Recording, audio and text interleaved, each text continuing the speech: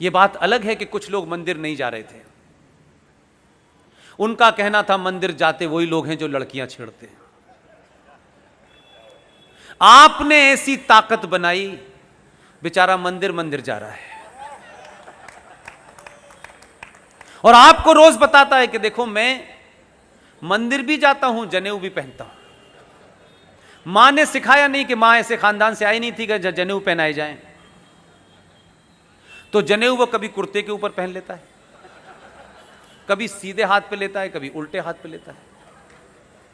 इस समाज ने जरा सी जागृति में, समाज नहीं, आपने राजनीति का पूरा एजेंडा ही बदल दिया।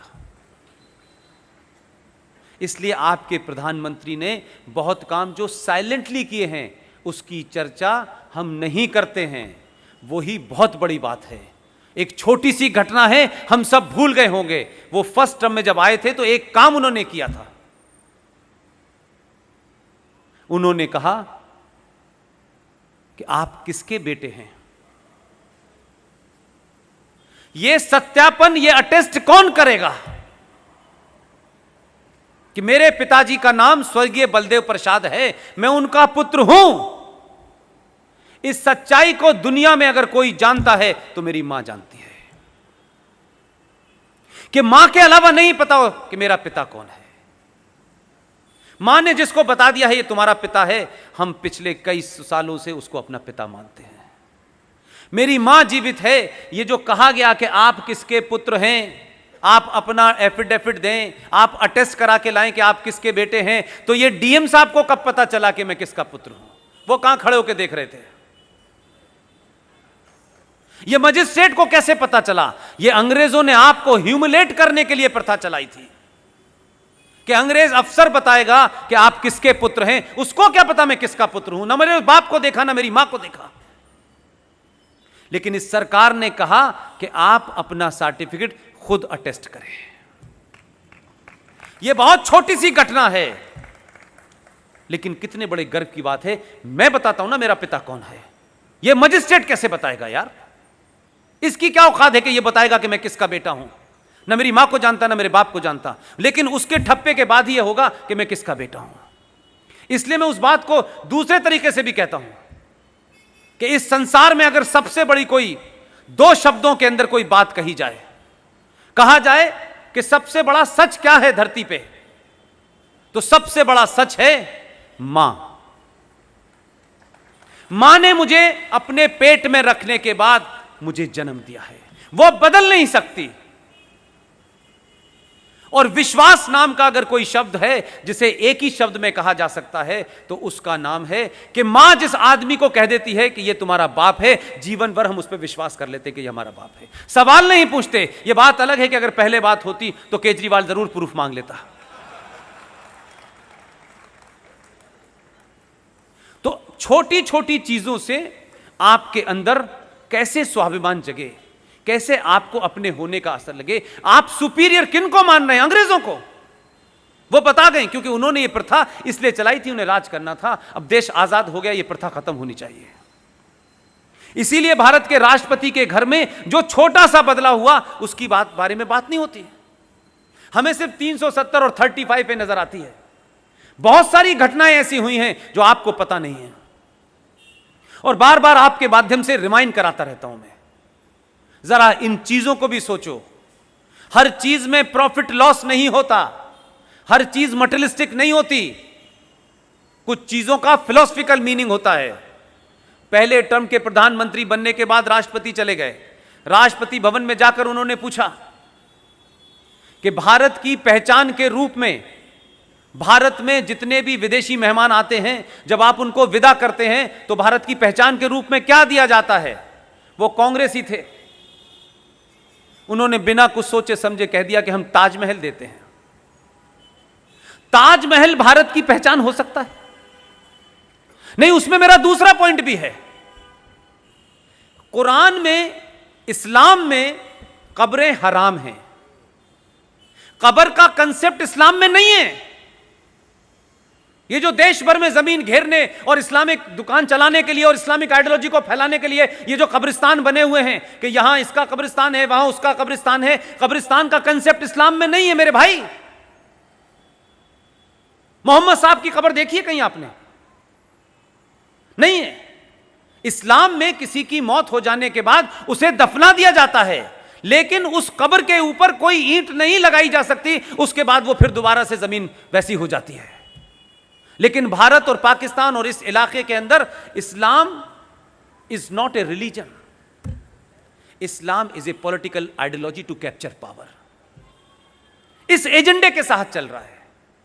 यानी ताजमहल को आप कितना भी सुंदर बना दें, लेकिन उसके मूल में दो कब्रें हैं कि दो लोग सो रहे हैं, दो प्यार करने वाले सो रहे हैं, ये बताया जाता है। उस कहानी पर नहीं जाना चाहता कि वो प्यार था क्या था, मैं नहीं जानना चाहता, वो मेरा इशू नहीं है। लेकिन आप कब्रों को कब से अपने घर में रखने लगे? उनके तो हिसाब से गैर इस्लामिक है। हिंदू पद्धति में भी क्या अस्थियां हम अपने घर पे रखते हैं? तो कब्र को खरीद के क्यों लाते? और क्यों वो भारत की पहचान बना दी गई और भारत उसे शान से विदेशी मेहमानों को दे रहा है? और अगर आप दे रहे थे तो विदेशी मेहमान भी यही समझ रहे हैं कि इस देश में जो मुगल बादशाह आए थे वो भारत की धरोहर है। मैं गलत कह रहा हूं? आप उन दौर के लोगों की कोई चीज देते हैं तो इसका मतलब है आप मानते हैं। इसीलिए छोटी सी घटना का फर्क कितना बड़ा समाज पे होता है।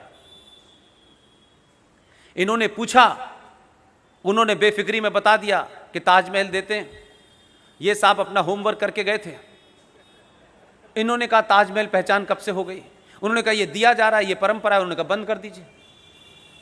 उसी दिन से एक फैसला हुआ। ये बहुत बड़ी खबरें नहीं हैं, लेकिन मेरे लिए बहुत बड़ी हैं, आपके लिए बहुत बड़ी हैं, कि ये जो दिन में रात में सरकारें चलती हैं, इन सरकारों में हजारों काम ऐसे होते हैं जिसका प्रचार 370 की तरह नहीं किया जाता। उस शख्स ने उसी दिन एक आदेश जारी करवाया, राष्ट्रपति भवन से वो आदेश जारी हुआ और ये कहा कि आज से ताजमहल भारत की पहचान नहीं है। भारत की पहचान क्या है? उसने आदेश दिया, क्योंकि उसका होमवर्क पहले से मौजूद था। दुनिया में जितनी भी भाषाएं हैं उन भाषाओं में गीता छपेगी और गीता ही भारत की पहचान के रूप में दी जाएगी। अब इसका इंफ्रा मैं निकालता हूं, यह मेरी इंटरप्रिटेशन है, आप नकार भी सकते हैं, मान भी सकते हैं। ताजमहल बंद हो गया, गीता दी जाने लगी। गीता ट्रम्प साहब के कमरे में भी है, पुतिन के कमरे में भी है, वो चीन से जो आए थे चाउमीन उनके पास भी है। ये तमाम सारे लोगों के घर में है, उसी भाषा में है। हम लोग शास्त्रों को पढ़ने की कोशिश नहीं करते क्योंकि हमको गैर जरूरी बात लगती है। हम वही पढ़ते हैं जिससे हमारा काम चल जाए। लेकिन वो लोग नहीं है ऐसे। पिछले 6.5 साल के अंदर कोई 70 से ज्यादा राष्ट्राध्यक्षों को गीता दे दी गई है जो भारत आया था। खुशी की यह बात नहीं है, जो आएगा उसे तो गीता मिलेगी। जो मेरा इंटरप्रिटेशन है वो दूसरा है।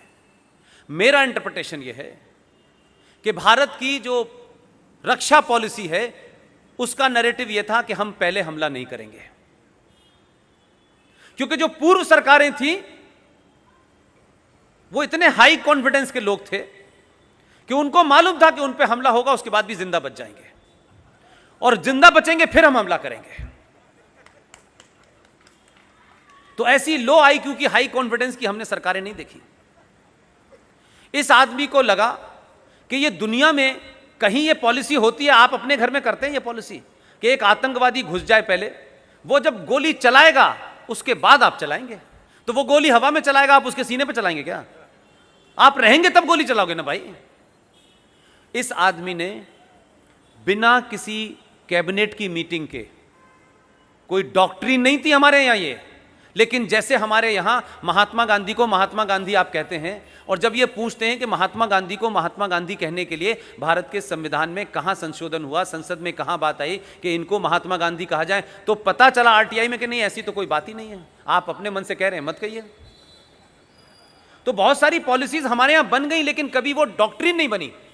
तो ये जो हुआ कि साहब हमारे तो पॉलिसी ऐसा है कि हम पहला हमला नहीं करेंगे। इस आदमी ने बिना लंबी चौड़ी बात करते ही इनको लगा कि फला जगह से हमला होने वाला है, ये उठे, उन्होंने वहां जाके हमला कर